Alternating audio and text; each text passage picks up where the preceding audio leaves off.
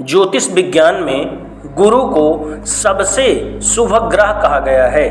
गुरु जहाँ बैठते हैं वहाँ तो प्रभाव देते ही हैं, लेकिन जहाँ इनकी दृष्टियाँ पड़ती हैं, ऐसा ज्योतिष के मर्मज्ञों ने कहा है कि वहाँ अमृत की वर्षा होती है। आज मैं गुरु के 12वें भाव में होने का फल आपसे शेयर कर रहा हूँ। जब गुरु लग्न में होते हैं तो उनकी पंचम दृष्टि हमारे संतान भाव, लव अफेयर भाव और शिक्षा भाव पर पड़ती है। इससे लग्न में स्थित गुरु के होने से वह जातक शिक्षित होता है और संतान सुख उसे प्राप्त होता है और प्रेम सुख भी उसे मिलता रहता है। गुरु की 7वीं दृष्टि दाम्पत्य भाव पर पड़ती है। इससे उसका जो मैरिज लाइफ है वो बहुत ही सुंदर होता है और बहुत ही उसमें सुख होता है। साझेदारी का व्यापार भी ऐसे जातक का बहुत अच्छा होता है। गुरु की 9वीं दृष्टि भाग्य भाव पर पड़ने से ऐसा जातक भाग्यवान हो जाता है।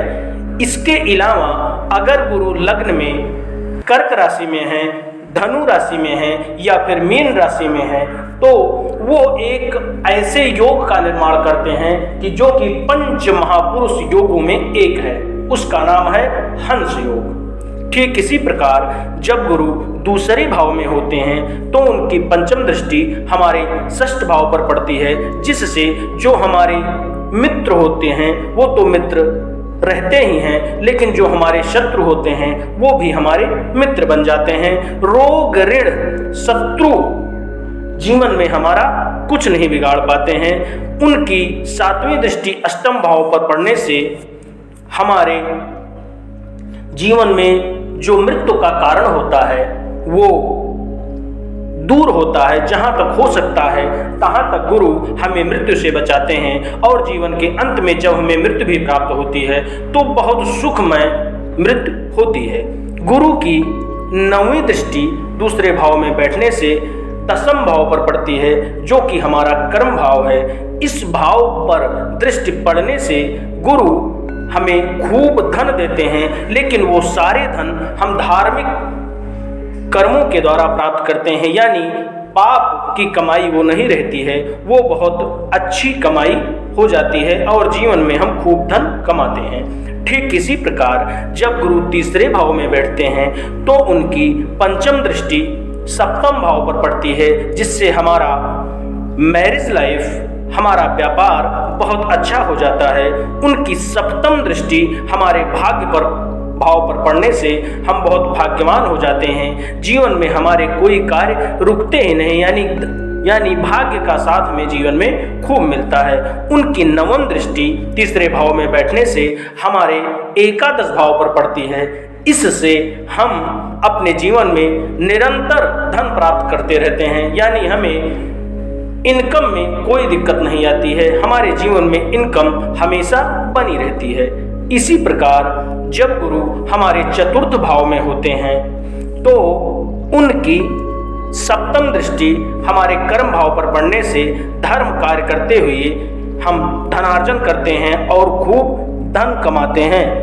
उनकी पंचम दृष्टि हमारे 8वें भाव पर पड़ने से जीवन में जो मृत्यु का कारण होता है उसमें गुरु कमी करते हैं और जब मृत्यु देते भी हैं जीवन के अंत में तो बहुत सुखमय मृत्यु देते हैं। उनकी 9वीं दृष्टि हमारे 12 भाव पर पड़ती है। इससे हमें विदेश में यदि हम सेटल होना चाहते हैं तो बहुत आसानी से सेटल हो जाते हैं। हमारे जीवन में जो खर्च होते हैं, जो एक्सपेंस होते हैं, वो धार्मिक कामों में लगते हैं, जैसे किसी को दान दे देना, घर बनवाना, धार्मिक अनुष्ठान करना, इसमें हमारे धन खर्च होते हैं।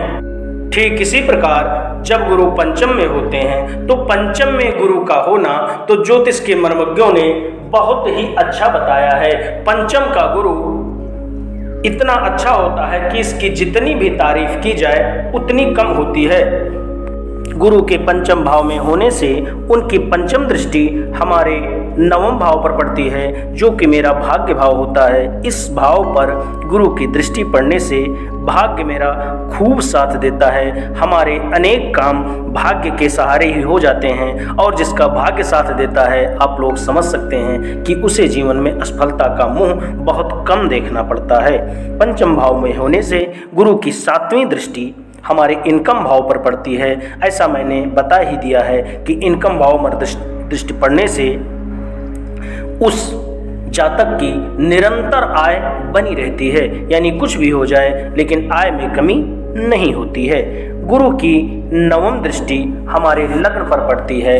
लग्न मेरा खुद का शरीर होता है, इसलिए हमारे शरीर पर कभी भी रोगों का असर नहीं होता है। हम बहुत ही धार्मिक होते हैं। हम अपने जीवन में गलत कर ही नहीं सकते। ज्योतिष के मर्मज्ञों ने ऐसा भी कहा है कि जब लग्न पर गुरु की दृष्टि पड़ती है तो उस व्यक्ति को गलत कहना ईश्वर को गलत कहना होता है। ठीक इसी प्रकार जब गुरु हमारे षष्ठ भाव में होते हैं तो उनकी पंचम दृष्टि हमारे कर्म भाव पर पड़ती है, यानी हमारे जो कर्म होते हैं वो बहुत अच्छे होते हैं और अच्छे कर्म करके हम जीवन में अपार धन इकट्ठा करते हैं। उनकी सप्तम दृष्टि हमारे द्वादश भाव पर पड़ने से जो हम अपने जीवन में खर्च करते हैं वो धार्मिक कार्यों में करते हैं, यानी हमारा जो एक्सपेंस है वो कभी गलत तरीके से नहीं होता, वो धर्म कामों में खर्च होता है। और इससे अच्छा इस जीवन में है क्या कि हमारी जो एक्सपेंस है वो धार्मिक कामों में हो। गुरु की 9वीं दृष्टि द्वितीय भाव पर पड़ने से हमें अपने जीवन में अपने कुटुंबवासियों यानी अपने परिवार के लोगों का खूब सहयोग मिलता है। हमें जीवन में खूब धन मिलता है। ऐसा भी कहा गया है कि द्वितीय भाव में गुरु की दृष्टि पड़ने से हमें धन की प्राप्ति भी होती है। जैसे कहा जाता है कि किसी को कहीं से धन प्राप्त हो गया, किसी को कहीं से धन प्राप्त हो गया, यानी दूसरे का धन भी हमें प्राप्त होता है। सप्तम भाव में जब गुरु स्थित होते हैं तो वह जातक अपने जीवन में खूब धन कमाता है, खूब उसे यश मिलता है, खूब उसकी प्रसिद्धि बढ़ती है और रुपए की कभी कोई कमी उसके जीवन में नहीं होती है। गुरु की सप्तम दृष्टि लग्न पर पड़ने से वो जातक निरोगी होता है और कभी भी गलत कर्म नहीं कर सकता है, यहाँ तक कि वो संत प्रवृत्ति का होता है। और धन के मामले में गुरु धन के कारक होते हैं, इसलिए कभी भी उसे धन की कमी नहीं होती है। उनकी जो 9वीं दृष्टि है वो 3rd हाउस पे पड़ती है। 3rd हाउस पर गुरु की दृष्टि पड़ने से आदमी खूब पराक्रमी होता है। उसका उसके छोटे भाई बहनों से अगाध प्रेम होता है, यानी जो छोटे भाई बहन होते हैं उससे उसके संबंध बहुत अच्छे होते हैं। जातक खूब पराक्रमी होता है, खूब कर्मठ होता है, काम करने में उसे कभी आलस्य प्राप्त नहीं होता और अपने इस कर्मठता के बल पर वो अपने जीवन में बहुत ही प्रसिद्ध होता है।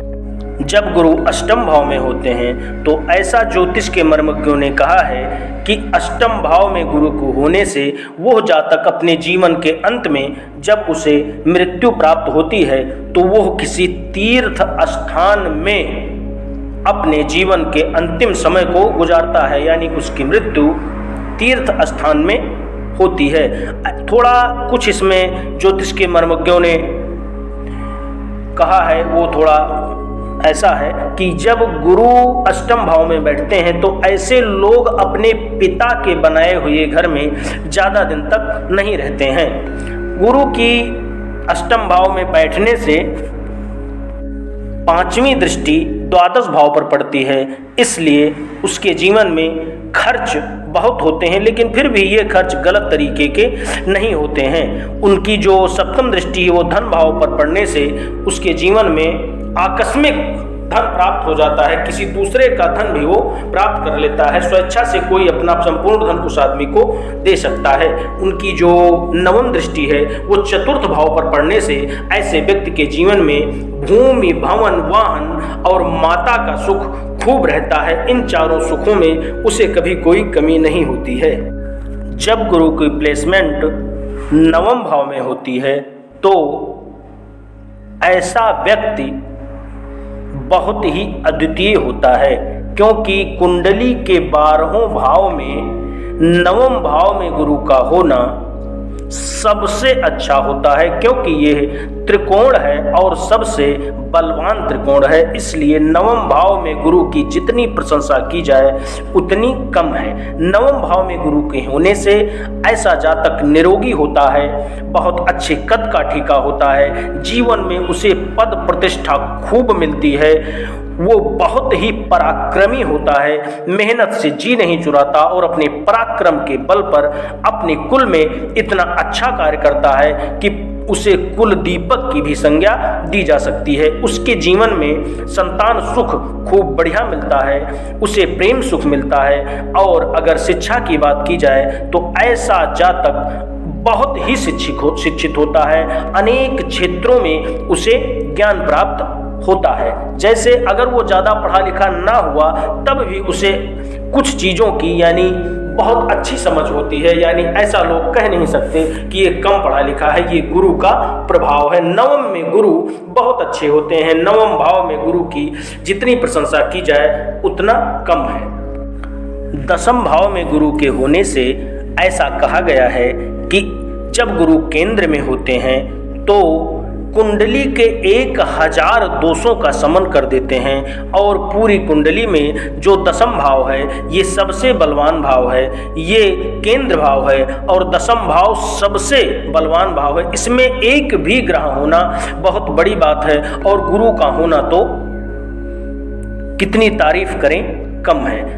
10वें भाव में गुरु के होने से उस जातक को जीवन में भूमि भवन वाहन माता का सुख और जीवन के जो ऐश्वर्य होते हैं उसकी कमी नहीं होती है। वो अपने जीवन में सभी सुखों को भोगता है, परिवार में वो श्रेष्ठ होता है, सब लोग उसको प्यार करते हैं। यहाँ तक कि ऐसा बहुत कम ही कोई परिवार में हो जो उसे पसंद ना करता हो, यानी कुटुंब का उसे खूब सुख मिलता है, उसे धन भी प्राप्त होता है, वो अपने जीवन में सभी सुखों को भोगता है और कुल दीपक की तरह अपना नाम रोशन करता है।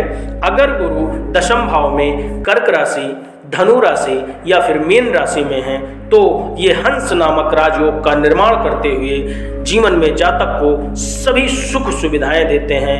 हंस योग पंच महापुरुष योगों में एक है, जिसका वीडियो मैंने अपने चैनल पे दे रखा है, आप लोग उसे देख सकते हैं। गुरु की 9वीं दृष्टि 6th भाव पर पड़ने से ऐसे लोगों के शत्रु तो बहुत होते हैं, लेकिन फिर वो शत्रु कुछ कर नहीं पाते हैं, किसी भी परिस्थिति में उस जातक को वो हरा नहीं पाते हैं और जातक सबके ऊपर विजय प्राप्त करता हुआ अपनी शौर्य को लहराता हुआ इस संसार से अंत में चला जाता है।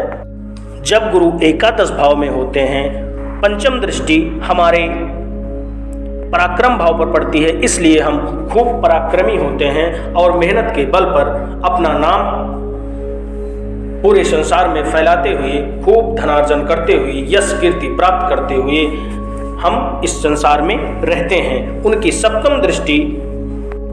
सप्तम दृष्टि हमारे पंचम भाव पर पड़ती है, इसलिए जीवन में हमें संतान सुख, शिक्षा सुख और प्रेम सुख खूब प्राप्त होता है और यह भी पक्का है कि हमें पुत्र और पुत्री संतति दोनों की प्राप्ति होती है, किसी तरह की कमी नहीं होती है। सप्तम भाव पर उनकी 9वीं दृष्टि पड़ने से ऐसा जातक अपने जीवन में मैरिज लाइफ से कभी नहीं ऊबता, यानी उसका जो लाइफ पार्टनर होता है उससे उसकी कॉम्बिनेशन बहुत अच्छी होती है और व्यापार में उसे खूब सफलता मिलती है।